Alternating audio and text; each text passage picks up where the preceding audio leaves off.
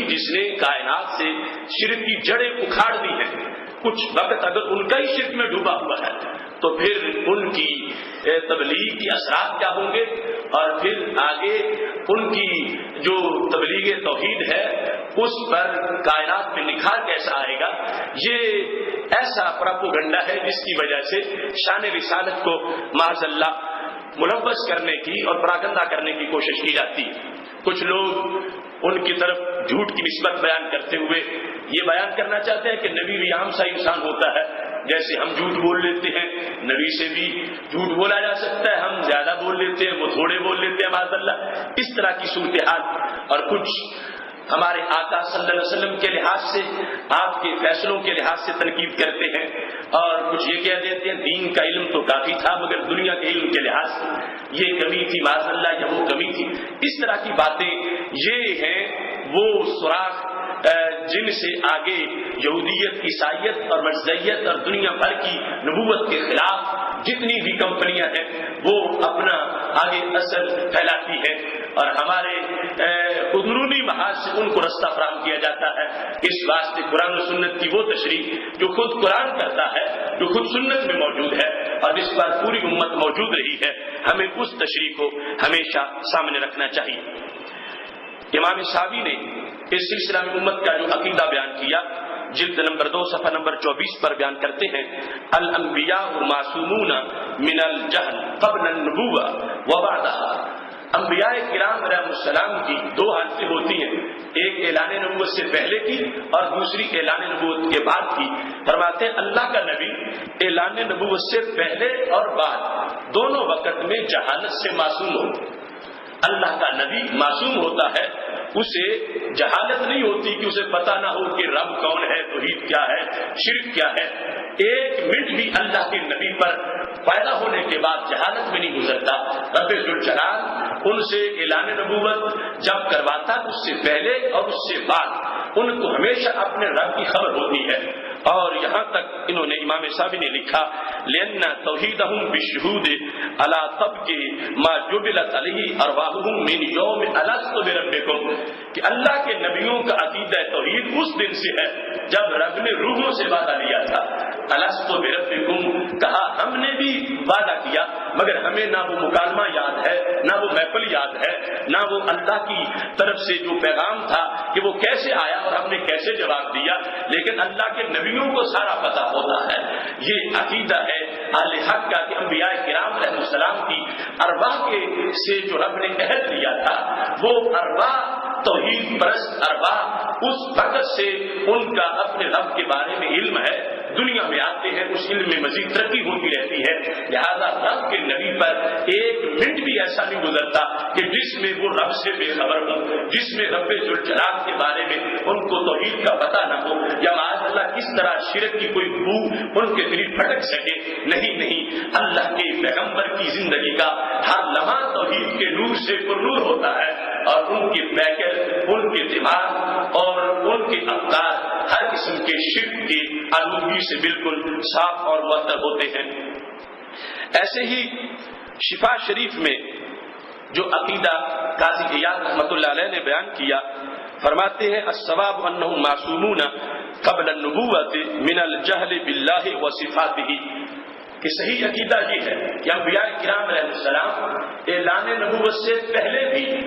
بات تو بات رہا، اعلان نبوت سے پہلے بھی وہ رب ذوالجلال کے بارے میں کسی جہالت کا شکار نہیں ہوتے. وہ رب کی ذات کو بھی جانتے ہیں، رب کی صفات کو بھی جانتے ہیں،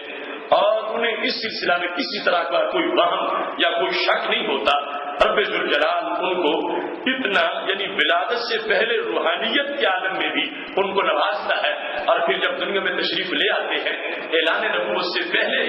بھی ان کی یہ حالت ہوتی ہے کہ ان کو رب ذوالجلال کی ذات اور صفات کے لحاظ سے مکمل معرفت ہوتی ہے، اور ان کا عقیدہ ہر قسم کے شرک سے مبرہ اور صاف ہوتا ہے. اب یہ تھوڑی سی تمہید سننے کے بعد قرآن مجید برہان رشید کا وہ مقام سنیے، سورہ انعام، جس کے اندر حضرت ابراہیم علیہ السلام کا تذکرہ موجود ہے، اور حضرت ابراہیم علیہ السلام کا وہ تذکرہ آیت نمبر 76, 77 اور 78 میں بطور خاص جو کیا گیا ہے. اس سے پہلے رب ذوالجلال فرماتا وَكَذَلِكَ نُرِي إِبْرَاهِيمَ مَلَكُوتَ السَّمَاوَاتِ وَالْأَرْضِ وَلِيَكُونَ مِنَ الْمُوقِنِينَ. ایسے ہی ہم دکھاتے ہیں حضرت ابراہیم علیہ السلام کو زمین و آسمان کے ملکوت تاکہ ان کا یقین پہلے سے بھی کہیں بڑھ جائے. اور پھر فَلَمَّا جَنَّ عَلَيْهِ اللَّيْلُ رَآ كَوْكَبًا, جب آپ پر رات کا اندھیرا چھا گیا تو دیکھا آپ نے ایک ستارے کو. قال ھذا ربی, آپ نے فرمایا اسے میرا رب ٹھہراتے ہو. فلما افل قال لا احب الافلین, جب وہ ستارہ غروب ہو گیا تو فرمایا میں غروب ہونے والوں سے محبت نہیں کرتا. فلما رأى القمر بازغا قال ھذا ربی, جس وقت آپ نے دیکھا چاند کو چمک رہا تھا فرمایا اسے میرا رب بتاتے ہو. فلما افل, جب وہ ڈوب گیا فرمایا لئن لم يهدني ربي لأكونن من القوم الضالين, اگر مجھے رب نے ہدایت نہ دی ہوتی تو میں گمراہ قوم میں سے ہوتا.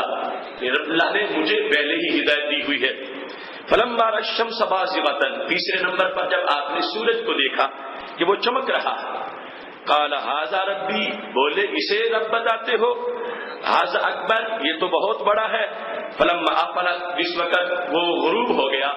قال, آپ نے کہا یا قوم, اے میری قوم, انی بریء مما تشرکون, جو تم شرک کرتے ہو میں اس سے بری اور بیزار. اب یہ جو 3 آیات جن میں ھذا ربی کے الفاظ بطور خاص قابل غور ہے کہ سورج, چاند اور ستارہ, ان تینوں کے بارے میں باری باری حضرت ابراہیم علیہ السلام کا یہ جملہ ھذا ربی, اس کو آج کچھ لوگ بیان کرتے وقت یعنی جو یہود و نصارہ کے تعاون کا باعث بنتے ہیں وہ ھذا ربی کو جملہ خبریہ کی شکل میں بیان کرتے ہیں اس انداز میں کہ حضرت ابراہیم علیہ السلام کو معاذ اللہ ابھی پتہ نہیں تھا کہ رب کون ہے. پہلے ستارے پر بھول گئے کہ یہ رب ہے, اور جب ستارہ ڈوبا تو کہا نہیں یہ رب نہیں. پھر معاذ اللہ چاند پہ بھول گئے کہ یہ رب ہے, اور جب چاند ڈوبا تو کہا نہیں یہ رب نہیں. پھر سورج کو دیکھا تو بھول گئے کہ یہ رب, اور جب سورج بھی غروب ہوا تو پھر جا کے انہیں پتا چلا کہ نہیں رب کوئی اور ہے. یہ ایک انداز جو آج کچھ نام نہاد پروفیسر یونیورسٹیز اور کالجز میں طالب علموں تک منتقل کرتے ہیں, اور یہ ایک انداز ہے جو کچھ نام نہاد سکالر اور کچھ درس دینے والے حضرات لوگوں تک اس انداز میں ترجمہ کر کے یہ پیغام دے رہے ہیں کہ معاذ اللہ وہ انسان جو اس کائنات میں اتنے بڑے توحید کے علمبردار تھے کہ رب پہچاننے میں ان کو بھی اتنی دیر لگی اور اتنا زمانہ ان کا معاذ اللہ اس حالت میں گزر گیا کہ کبھی ستارے پر ربوبیت کی نگاہ ڈال رہے ہیں, کبھی چاند پر, اور کبھی سورج کو رب کہہ رہے ہیں, اور پھر اس سے جا کے کہیں پھر استدلال کرتے ہوئے وہ آگے پہنچے ہیں کہ وہ جانے کہ رب کون ہے. تو یہ صورتحال اس سے اب دیکھو کہ نبوت و رسالت کے لحاظ سے جو ایک ایمانی تصور ہے وہ تصور کتنا گدلا کر کے لوگوں کے سامنے پیش کیا جا رہا ہے, جبکہ ادھر یہ عقیدہ ہے انبیاء کرام علیہ السلام کے بارے میں, یہاں تک کہ ابن تیمیہ نے بھی الشارب المسلول صفحہ نمبر 202 پر اس کی وضاحت کی. بل انبیاء علیہ السلام کلہم منزہون عن الصغائر والکبائر والکفر والقبائح,